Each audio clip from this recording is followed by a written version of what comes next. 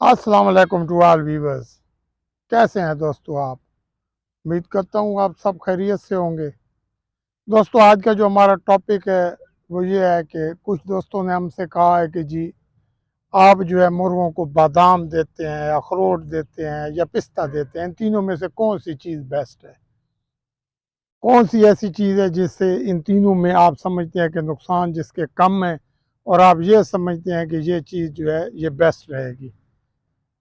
तो दोस्तों, सिंपल सी बात है, बादाम जो है अपनी जगह पे बेस्ट है, अखरोट जो है वो अपनी जगह पे बेस्ट है, और वो जो तीसरी चीज़ है भाई क्या कहते हैं, पिस्ता, वो अपनी जगह पे बेस्ट है।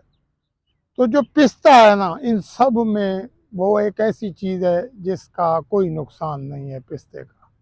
जितना मर्जी आए आप मुर्गे को खिलाते रहें, 5-5 दाने, 20 दिन, 25 दिन, 30 दिन, कोई फ़र्क नहीं पड़ेगा।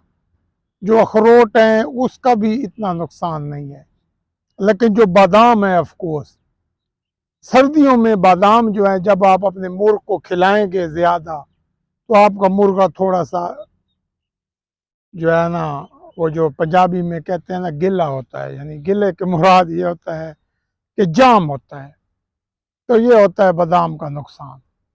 तो दोस्तों, ये है कि बादाम जो है गर्मियों में तो बहुत ज़्यादा फ़ायदेमंद होते हैं, सर्दियों में ये क्यों नहीं फ़ायदा देते? वजह सिर्फ एक ही है कि हम लोग जो है गर्मियों में बादाम को जो है पानी में भिगो के रखते हैं, और जब वो पानी में भिगो हुए बादाम होते हैं शाम तक उन पानी में पड़े रहते हैं, छिलका ऊपर से उतर जाता है, ठंडे हो जाते हैं। जब हम मुर्ग को देते हैं, मुर्ग अंदरूनी तौर पे ठंडा होता है, तो मुर्ग जो है अच्छी परफॉर्मेंस देता है, वज़न भी उसका कम नहीं होता।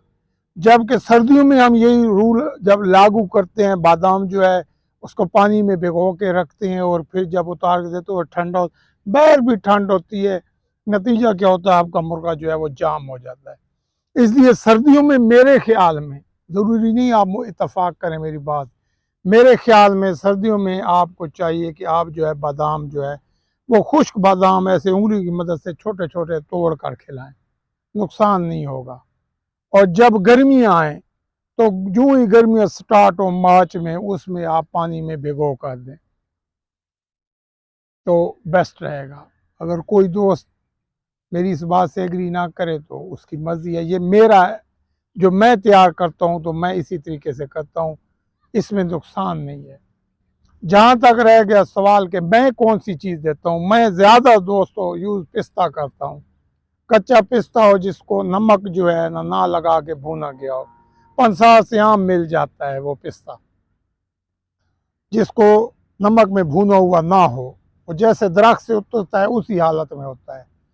उसको पानी में नहीं भिगोता, शाम को ऐसे ही 5 दे देता हूँ गिरियाँ, बस काफ़ी हैं बाजरे के साथ सर्दियों में। या अखरोट देना हो तो जो अखरोट मैं देता हूँ वो एक अखरोट देता हूँ शाम के वक्त, और वो अखरोट भी कागजी नहीं होगा, वो काठा अखरोट होगा, देसी अखरोट, वो एक दूंगा ताकि मुर्गा थोड़ा बहुत मस्ती भी पकड़े, ताकत भी उसमें आए। 10-15 दिन खिलाई खुराक, बस 10-15 दिन खुराक खिलाएं, मैक्सिमम 20 दिन खिलाएं, 8-10 दिन उसको ऐसे ही रखें खुराक के बगैर, यानी सिर्फ सादा बाजरे पे रखें और फिर उसको मैदान में ले जाएं। आज भी एक चीज़ मैं आपको दावे से कहता हूँ कि बादाम गलत नहीं है, अखरोट गलत नहीं है, पिस्ता गलत नहीं है, आपके देने का तरीका कार गलत हो सकता है आप तीनों चीज़ें बेवक्त वक्त यूज़ करें तो वो आपको फ़ायदा नहीं होगा, नुकसान होगा। ज़्यादा खिलाएं नुकसान होगा, थोड़ा खिलाएंगे, कम खिलाएं, जितना कम खिलाएंगे ये खुराक लंबी खिलाएं, फ़ायदा होगा। ट्रेनिंग अच्छी करें। आज भी मेरा ये मानना है कि ट्रेनिंग और दाना पानी, इसी पे मुर्गा लड़ता है। डंडा लेके भगाने से नहीं लड़ता। लोग जो है कहते हैं चाहे मुर्गा हाँफ रहा है, चाहे उसने अपने सर के बाल खड़े किए हुए हैं और भाग रहा है और आप पीछे उसको अंधाधुंध भगा रहे हैं, नहीं दोस्तों। जब आप समझे कि आपका मुर्गा जो है मस्ती तोड़ गया है, उसका दिल नहीं है वॉक करने पे, रोक दें। मुर्गा जो है ना, ऐसे भगाने से या बार बार अगर वो लड़ता नहीं है उसको मार दिलाते रहें, अमूमन हम लोगों की आदत होती है कि जिस दिन हमारा मुर्गा अच्छा नहीं लड़ता हम उसको 10 मिनट तपनी देते हैं। गलत है। 10 मिनट उस दिन तपनी दो जिस दिन मुर्गा आपका कहे कि मैं जी लड़ता हूं, मुझे लड़ाओ। चेक करो, एक मुर्गा लड़ ही नहीं रहा, ऊपर से आप उसको ना मार दिलवा रहे हो, वो और खराब होगा। और एक मुर्गा अगर वेट में अपने पूरे नहीं है, पावर में नहीं है, तो उसको हरगिज जो है आप जो है तपड़ियां ना दें। उसको कुछ देर रोकें, जब वो अपनी मस्ती में पूरा आ जाए, वेट में आ जाए, तब उसको ऐसा ऐसा तपड़ियां दें। दोस्तों ये तो वही बात है कि एक पहलवान है, वो बीमार पड़ा हुआ है या कमज़ोर हो गया है, और आप उसको अखाड़े में ले जाओ तो वो क्या परफॉर्मेंस देगा? नहीं देगा। सिंपल सी बात है, जब वो आपका मुर्गा फिट हो, मस्त हो, तब जाके उसकी ट्रेनिंग भी कराओ, उसकी वर्जिश भी कराओ। और ये सारी बातें जो मैं आपसे कर रहा हूँ दोस्तों, इसमें लुब्बे लुबाब यही है कि जो आप दाना पानी देते हो ना, इसी पे आपका मुर्गा लड़ता है। अपना दाना इतना दो कि सुबह आपका मुर्गा खाली हो और वो ता वाली मैली बिट्ठें जो है वो करे, जो ब्राउन कलर की होती हैं, पीले रंग की होती हैं, वो बिट्ठें सुबह कर दे। तब आप समझ सकते हैं कि आपका मुर्गा जो है मेडिकली फिट है, उसमें कोई रोला नहीं है। एक मुर्गा आपका सुबह जो है वो ता वाली बिट्ठे भी नहीं करता, मैलियां भी नहीं मारता, तो आप समझ लें कि आपके दाना पानी में गड़बड़ हो रही है। और अगर आप ये समझें कि चर्बी आ रही है तो खुराक थोड़ी कम कर दें। दोस्तों ये सारा आपकी समझ पे काम करता है।